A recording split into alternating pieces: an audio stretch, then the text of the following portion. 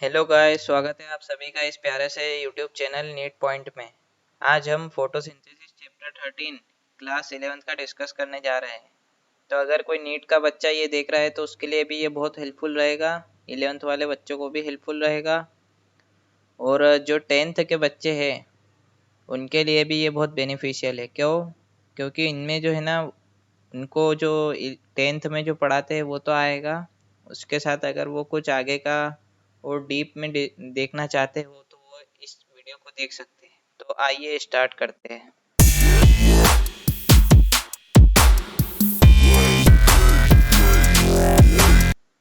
अभी तक आपने मेरे चैनल को सब्सक्राइब नहीं किया तो सब्सक्राइब कर लीजिएगा, साथ में लगे बेल आइकन को दबा दीजिएगा, जिससे आपको मेरी लेटेस्ट नोटिफिकेशन मिलती रहेगी। और ये मेरा इंस्टाग्राम पेज है, यहाँ पर आप कुछ भी क्वेश्चन हो, डाउट हो, मुझसे पूछ सकते हो, डायरेक्ट डीएम कर सकते हो। अब हम पढ़ते हैं summary of photosynthesis. Summary of photosynthesis क्या होता है, मतलब क्या होता है नहीं, समरी मैं आपको बताना चाहता हूँ कि फोटोसिंथेसिस की समरी क्या होती है। क्योंकि इसमें ऐसा है कि अगर आप पूरा चैप्टर पढ़ोगे ना तो शुरू का भूल जाओगे, आखिरी का पढ़ते टाइम आप शुरू का भूलने लग जाओगे। ये चैप्टर बहुत डीप में है और बहुत लेंदी चैप्टर है थोड़ा, मतलब ज़्यादा भी नहीं है, बाकी आप फिर भी थोड़ा भूल सकते हो इसीलिए, क्योंकि ये बहुत कॉम्प्लेक्स चैप्टर है। समझ जल्दी आ जाएगा, बाकी आप जल्दी भूल भी जाओगे। तो भी मैं आपको बताता हूँ क्या होता है कि जो प्लांट है ना, प्लांट में क्या होती है, ग्रीन लीव्स। अब ग्रीन लीव्स क्यों है? क्योंकि उसमें ग्रीन ग्रीन कलर क्यों आता है? क्योंकि क्लोरोप्लास्ट है। तो क्लोरोप्लास्ट का यहाँ पर मेन रोल होता है, कहाँ पर? फोटोसिंथेसिस में। अभी हम यहाँ पे रेस्पिरेशन की बात भी करेंगे, क्योंकि रेस्पिरेशन और फोटोसिंथेसिस दोनों जो है कंबाइंड प्रोसेस चलती है। फोटोसिंथेसिस जो है वो डे टाइम पे मतलब चलती है, प्रोसेस होता है। बाकी जो रेस्पिरेशन है वो डे और नाइट दोनों में होता है। ऐसा क्या होता है वो अपन आगे डिस्कस करेंगे। अभी हम यहाँ पर सिर्फ समरी देख रहे हैं, कुछ पार्ट को हम एनालाइज करेंगे कि क्या है, कौन सा पार्ट किसको क्या बोलते हैं, हम वो देख लेते हैं। कौन क्या चीज़ बनाता है वो देख लेते हैं हम मोटे तौर के ऊपर, मतलब ऊपर ऊपर से हम देख लेते हैं कि क्या चीज़ कौन सा क्या बना रहा है। मतलब कि हम ऊपर से देख लेते हैं, ऊपर ऊपर से देख लेते हैं कि कौन सी चीज़ क्या बना रही है। जैसे लाइट है, लाइट क्या है? Heat energy.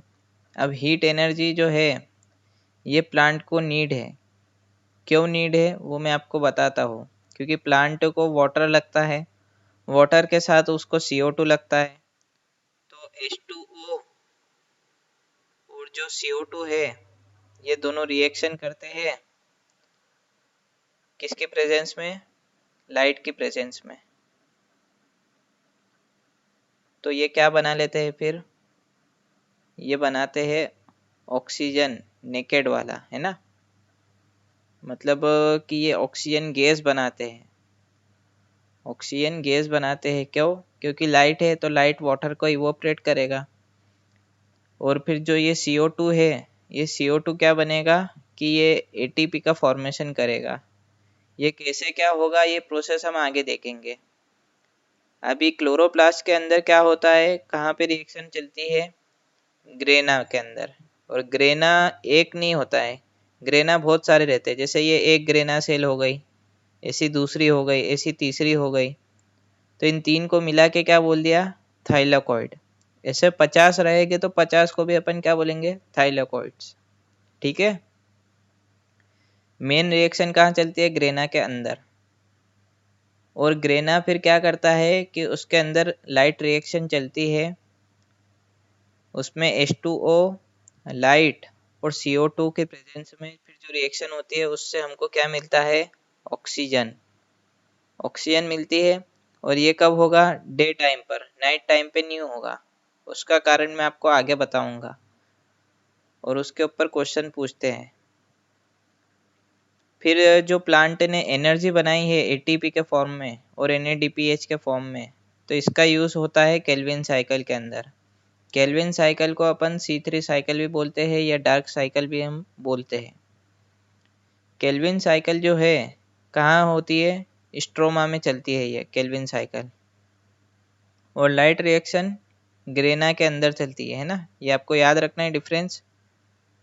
और जो रेस्पिरेशन है ये डे में भी होता है और नाइट में भी होता है। डे में थोड़ा कम होता है, लेकिन नाइट में जो है इसकी थोड़ी प्रोसेस कह सकते हो कि ज़्यादा हो जाती है, क्योंकि फोटोसिंथेसिस उसके कंपैरिजन में ख़त्म ही हो जाता है ना, मतलब फोटोसिंथेसिस चलती ही नहीं है। तो रेस्पिरेशन जो डे में चलता था जितना, उससे ज़्यादा नाइट में चलेगा। तो केल्विन साइकिल क्या करता है कि इसका पहला जो फर्स्ट स्टेबल प्रोडक्ट होता है वो होता है शुगर, और लाइट रिएक्शन का पहला प्रोडक्ट होता है ऑक्सीजन, ऑक्सीजन गैस, है ना। तो केल्विन साइकिल क्या करता है कि शुगर फॉर्मेशन करता है और एनर्जी यूज़ करता है शुगर बनाने के लिए, क्योंकि जो CO2 लग रही है उसका ये क्या करेगा, ये शुगर बनाने के फॉर्मेशन करेगा, मतलब शुगर बनाने में ये क्या करेगा, हेल्प करेगा। कौन, ATP, क्योंकि एनर्जी लगेगी रेस्पिरेशन में, CO2 लगेगा और जाके क्या बनेगा, शुगर। और फिर ये एनर्जी क्या हो गई, ATP से फिर ADP प्लस फॉस्फेट आयन में हो गई। NADPH जो है वो भी टूट के क्या हो गया, NADP में हो गया, NADP पॉजिटिव में, है ना। फिर ये NADP पॉजिटिव और ADP जो है ये वापस से आएगी कहाँ पर, ग्रेना में। फिर सुबह होगी, लाइट आएगी, वाटर आएगा और क्या बना लेगा, ऑक्सीजन। फिर वापस से यही साइकिल चलेगी। तो ये उसकी एक बेसिक समरी है जो आपको ध्यान में रखनी है। आप कंफ्यूज नहीं हो जाओ कि रेस्पिरेशन और फोटोसिंथेसिस क्या है, इन दोनों में डिफरेंस क्या है, इसीलिए मैंने आपको ये समरी बताई। अब आगे मैं बताता हूँ कि ऐसा क्यों होता है कि ये फोटोसिंथेसिस डे में ही होती है। पहले हम देख लेते हैं कि रेस्पिरेशन एरोबिक है कि एनएरोबिक है। रेस्पिरेशन क्या है कि दोनों पाथवे शो करता है। अब रेस्पिरेशन में क्या होता है कि ग्लूकोज बनता है, ग्लूकोज से फिर एक चेन चलती है जिसका हम बोलते हैं ग्लाइकोलाइसिस, है ना। ये ग्लाइकोलाइसिस जो है इसमें ग्लूकोज ब्रेकडाउन होता है और पायरुवेट या पायरुविक एसिड अपन बोल सकते हो, उसमें ये फॉर्मेशन करता है। अब ये पायरुविक एसिड जो है ये मॉलिक्यूल अगर एनएरोबिक कंडीशन में जाता है, एनएरोबिक कंडीशन मतलब विदाउट ऑक्सीजन, अगर ये विदाउट ऑक्सीजन जाएगा तो ये क्या करेगा, ये फर्मेंटेशन शो करेगा। अब फर्मेंटेशन प्रोसेस में क्या होगा कि ये लैक्टिक एसिड भी बना सकता है और ये अल्कोहल भी बना सकता है। अल्कोहल बनाएगा तो कार्बन डाइऑक्साइड भी ये निकालेगा। क्या होगा फिर से मैं आपको बता देता हूँ। लाइट आई, वाटर आया, ये 2 मिनट, लाइट आई, वाटर भी आ गया और CO2 भी आ गया, ठीक है। अब ये तीन चीज़ मिलाकर कहाँ गई, ग्रेना में। ग्रेना ने क्या करा कि अंदर लाइट रिएक्शन शो करी। लाइट रिएक्शन ने फिर क्या करा कि उसका स्टेबल एक प्रोडक्ट निकला, और वो प्रोडक्ट क्या है, ऑक्सीजन गैस, ठीक है। अब ऑक्सीजन गैस निकाल दी और उसने कुछ एनर्जी बनाई, एनर्जी ATP और NADPH के फॉर्मेशन में हुई, मतलब ये केमिकल एनर्जी है जो ह्यूमन बॉडी में भी होती है और सब में होती है। हर बायोलॉजिकल प्रोसेस में जो एनर्जी लगेगी वो ATP के फॉर्मेशन में ही लगेगी, ATP या NADPH या FAD, और एक होता है GDP, है ना, GTP और GDP। जैसे ATP है, NADPH है, ऐसे FAD होता है, फेरिडोक्सिन वाला, वो आपको आगे आएगा। फिर ये ATP क्या करता है कि ये केल्विन साइकिल में जाता है, मतलब C3 साइकिल में, डार्क रिएक्शन में जाता है मतलब। और ये क्या करता है, शुगर का फॉर्मेशन करता है, और फिर ये एनर्जी जो है ये फिर आयन में हो जाती है, तो ये फिर आयन वाली जो ये है, मतलब इसको अब चाहिए फॉस्फेट वगैरह, मतलब फॉस्फेट अटैच कब होगा, जब लाइट मिलेगी उसको। तो ऐसा ये मतलब प्रोसेस चलता रहेगा, साइकिल बनती रहेगी। अब ये रेस्पिरेशन में ये जो शुगर बना, तो ये शुगर क्या है, ग्लूकोज है। ग्लूकोज ने क्या करा, ग्लाइकोलाइसिस कर दिया। ग्लाइकोलाइसिस एक प्रोसेस होती है जिसमें ग्लूकोज कन्वर्ट होता है पायरुविक एसिड में, या पायरुवेट बोल सकते हो, कोई दिक्कत नहीं है। अगर उसको हम एनएरोबिक कंडीशन देते हैं विदाउट ऑक्सीजन, तो वो क्या करता है कि फर्मेंटेशन प्रोसेस शो करता है, जिसमें वो लैक्टिक एसिड भी फॉर्मेशन कर सकता है और अल्कोहल एंड कार्बन डाइऑक्साइड भी फॉर्मेशन शो कर सकता है। अगर हमने एरोबिक कंडीशन उसको दे दी, अब एरोबिक कंडीशन पायरुविक एसिड को कहाँ मिलेगी, माइटोकॉन्ड्रिया में, ठीक है।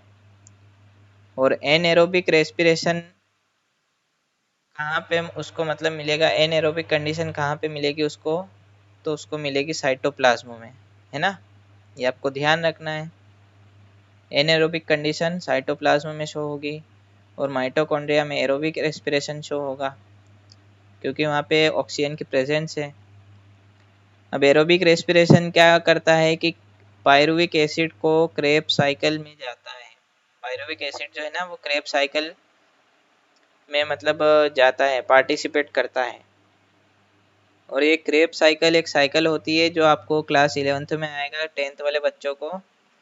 और ये सब जो ये ग्लाइकोलाइसिस है, क्रेब साइकिल है, फर्मेंटेशन की ये जो दो प्रोसेस है, ये सभी क्लास 11th में आपको आएगी, 10th वाले बच्चों को।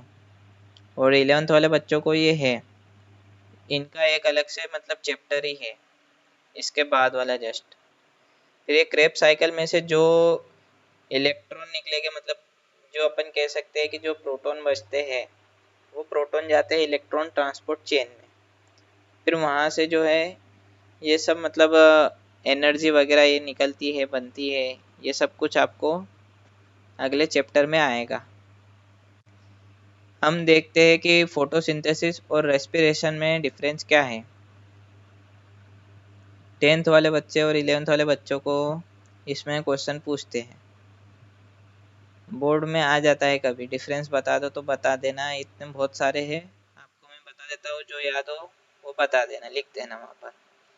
फोटोसिंथेसिस क्या करता है, एनाबॉलिक प्रोसेस शो करता है। एनाबॉलिक मतलब फॉर्मेशन वाली प्रोसेस करता है, ठीक है।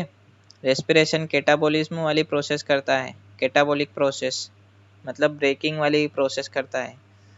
Photosynthesis occurs only in plant with green pigment. Green pigment का मतलब होता है कि जिसमें क्लोरोफिल या क्लोरोप्लास्ट प्रेजेंट हो, है ना। और रेस्पिरेशन के लिए जो है ना, रेस्पिरेशन दोनों में होता है, प्लांट में भी और एनिमल में भी, और ये दोनों सेम कंडीशन में चलता है। प्लांट में क्रेब साइकिल है तो एनिमल में भी क्रेब साइकिल चलती है। Light is essential in photosynthesis. Light is not essential in respiration. Glucose is and product किसमें, फोटोसिंथेसिस में। और glucose is starting product in respiration. क्यों, क्योंकि रेस्पिरेशन में क्या है कि ग्लूकोज कन्वर्ट होता है और वो एनर्जी का फॉर्मेशन करता है। और फोटोसिंथेसिस में क्या है कि ग्लूकोज बनता है, ठीक है, ग्लूकोज बनता है। CO2 and H2O is starting product and O2 is given out। ये मैंने आपको बता दिया, CO2 लेगा, H2O लेगा, मतलब पानी लेगा, CO2 लेगा और O2 का फॉर्मेशन करेगा। और इसमें क्या है कि O2 लेता है रेस्पिरेशन में। जैसे एनिमल है तो एनिमल सांस लेता है तो वो O2 अंदर खींचता है और वो CO2 बाहर निकालता है और वाटर उसका एंड प्रोडक्ट रहता है। फोटोसिंथेसिस में जो है ना, एनर्जी ट्रैप्ड रहती है और रेस्पिरेशन में एनर्जी रिलीज रहती है, क्योंकि ग्लूकोज जो है ना कन्वर्ट होता है तो एनर्जी रिलीज होती है। जैसे हम बोलते हैं ना कि यार अपनी एटीपी बर्न करो तो एनर्जी मिलेगी, या ग्लूकोज को बर्न करो तो एनर्जी मिलेगी। क्यों बोलते हैं, रेस्पिरेशन में क्यों बोलते हैं, क्योंकि रेस्पिरेशन में ही होता है ना वो प्रोसेस। फोटोसिंथेसिस में एनर्जी बनती है, शुगर बनता है। It occurs mainly during the day, photosynthesis. Light energy is converted into potential energy, ये फोटोसिंथेसिस का चल रहा है ना। Take place in the presence of a catalyst chlorophyll. अब इसमें कैटलिस्ट कौन सा लगता है, रूबिस्को एंजाइम, जो उसका कैटलिस्ट का काम करता है। रूबिस्को का फुल फॉर्म मैं आपको आगे बता दूंगा। रेस्पिरेशन में क्या होता है कि it continues the day and night, potential energy is converted into kinetic energy, no catalyst is needed for respiration. अब हम आगे आते हैं। ATP was discovered by Karl Lohmann, ये आपको याद रखना है क्लास 11 के बच्चों को, या जो नीट की तैयारी कर रहे हैं उनको। कार्ल लोहमान जो है उसने एटीपी का डिस्कवर करा था। 7 डिफरेंट टाइप के जो है क्लोरोफिल प्रेजेंट रहते हैं अपने अर्थ पर। उसके नाम क्या है, chlorophyll A, B, D, E, bacterio chlorophyll और बैक्टीरियो विरिडीन। ठीक है, 1 2 3 4 5 6, और एक कोई टाइप का आता है, सी करके आता है, क्लोरोफिल सी।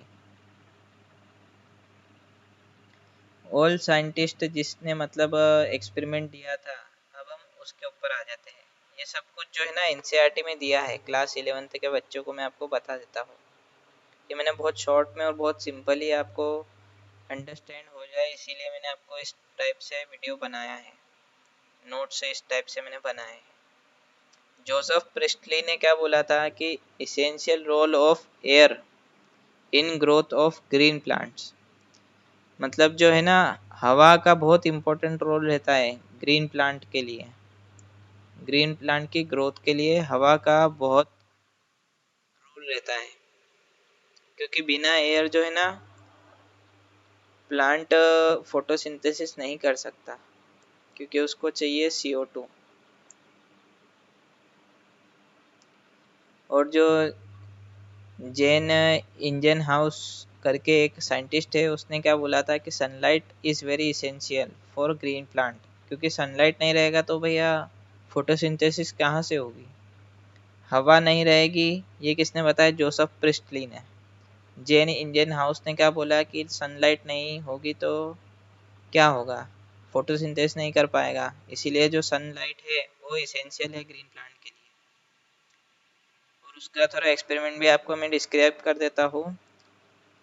उसने क्या करा था कि एक्वेटिक प्लांट के ऊपर नोटिस करा था कि जहाँ पर ग्रीन पार्ट के ऊपर जब लाइट पड़ती है तो वहाँ से बबल रिलीज होते हैं, और डार्क साइड जहाँ पर लाइट मतलब नहीं आती है वहाँ पर बबल से नहीं शो होते हैं। तो ऐसा क्यों, क्योंकि ग्रीन पार्ट जो है उसमें क्लोरोफिल है, उसमें क्लोरोफिल के अंदर क्लोरोप्लास्ट आता है जो लाइट रिएक्शन शो करता है, और लाइट रिएक्शन शो करेगा तो ऑक्सीजन निकलेगी। ऑक्सीजन जो है गैस है और वो बबल का फॉर्म में, मतलब बबल के फॉर्म में बाहर निकलेगी ना।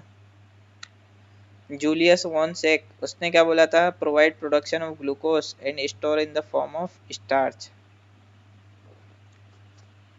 ठीक है, तो ये आपको ध्यान रखना है कि जो ग्लूकोज का प्रोडक्शन है और स्टोर करता है in the form of starch, कौन, प्लांट। ये किसने बोला था, जूलियस वॉन सेक ने, कि प्लांट जो है ग्लूकोज का फॉर्मेशन करता है, प्रोडक्शन करता है और स्टोर करता है in the form of starch. This is perform in green substance in plant, chlorophyll in chloroplast, है ना। क्लोरोफिल बाहर मतलब आउटर लेयर को बोलते हैं क्लोरोफिल, उसके अंदर आता है क्लोरोप्लास्ट, और उसके अंदर ही आता है ग्रेना, और ग्रेना की चेन को हम बोलते हैं थाइलाकोइड, और स्ट्रोमा भी उसी के अंदर आता है। ठीक है, ये सब स्ट्रक्चर मैं आपको आगे और डिस्क्राइब करूँगा। अब हम आते हैं TW एंगलमैन पर। इसने इसकी डेट आपको याद रख लेनी है कि 1843 से कि 1909 तक। नीट वाले बच्चे इसको याद रख ले, क्योंकि क्या है कि पूछ लेते हैं कभी नीट में, डेट ऑन भी पूछ लेते हैं, या साइंटिस्ट का नाम पूछ लेते हैं, या उसका एक्सपेरिमेंट पूछ लेते हैं। TW एंगलमैन ने क्या बोला था कि उसने क्लाडोफोरा, एक एरोबिक बैक्टीरिया होता है क्लाडोफोरा, है ना। एरोबिक मतलब कि जो ऑक्सीजन के प्रेजेंस में वो बैक्टीरिया रहता है। उसने क्या करा था कि एक प्रिज्म लिया और उसमें से उसने लाइट को मतलब रिफ्लेक्ट करवाया, लाइट को उसने ट्रांसफर करवाया। तो लाइट क्या है कि प्रिज्म से निकली तो वो सब अलग अलग स्पेक्ट्रल कंपोनेंट में बट गई। तो जो ग्रीन एलगी है उसने वो लाइट के ऊपर रिएक्शन हुई, है ना। मतलब कि आप सीधा अगर ध्यान रखो एक ही चीज़ कि जो TW एंगलमैन है उसने एक्सपेरिमेंट दिया था क्लाडोफोरा के ऊपर। क्लाडोफोरा एक एरोबिक बैक्टीरिया है, उसने प्रिज्म का यूज़ करा था। क्यों? क्योंकि उसको लाइट को स्प्लिट कराना था डिफरेंट स्पेक्ट्रल के ऊपर। स्पेक्ट्रल मतलब विबग्योर अपन कह सकते हैं कि अलग अलग वेवलेंथ के ऊपर उसने लाइट को स्प्लिट करा था। और उसने देखा ग्रीन एल्गी के ऊपर उससे, है ना, कि ग्रीन एल्गी पे क्या होता है, तो उसने वो देखा। कॉर्नेलियस वेन नील, इसकी आपको डेट याद रख लेनी है, 1897 से कि 1985 तक ये जिंदा था, है ना। इसने क्या बोला था? Based on his study purple and green bacteria demonstrated that photosynthesis is a light dependent reaction, है ना, in which hydrogen from a suitable oxidizable compound reduced carbon to carbohydrate। मतलब इसका ऐसा कहना था कि ये जो रिएक्शन है ना, ये रिएक्शन उसी का बोल रहा है कि लाइट जो है ना बहुत इम्पोर्टेंट है इस प्रोसेस को करने के लिए, फोटोसिंथेसिस को। उसने इस रिएक्शन से बताया कि जैसे हाइड्रोजन जो है वो कहाँ जाएगा, CO2 के ऑक्सीजन के साथ। H2O का जो ऑक्सीजन है उससे कुछ भी नहीं होगा। जो अपन ऑक्सीजन जो लेते हैं ना वो वाटर से ऑक्सीजन आता है, वो कार्बन डाइऑक्साइड से ऑक्सीजन नहीं आता है, उसका सिर्फ ऐसा कहना था। बस ये वही लिखा है। और ये जो है ना ये H2S के ऊपर भी उनने ऐसे रिएक्शन करा के देखी थी, तो उसमें क्या है कि ऑक्सीजन नहीं रिलीज हुई, क्योंकि H2S में क्या है कि फिर सल्फर रिलीज हुई। और सल्फर गैस जो है वो डिपेंड नहीं होती ना, मतलब क्योंकि H2S जो है तो अब ये 2S करके निकलेगा फिर सल्फेट, है ना।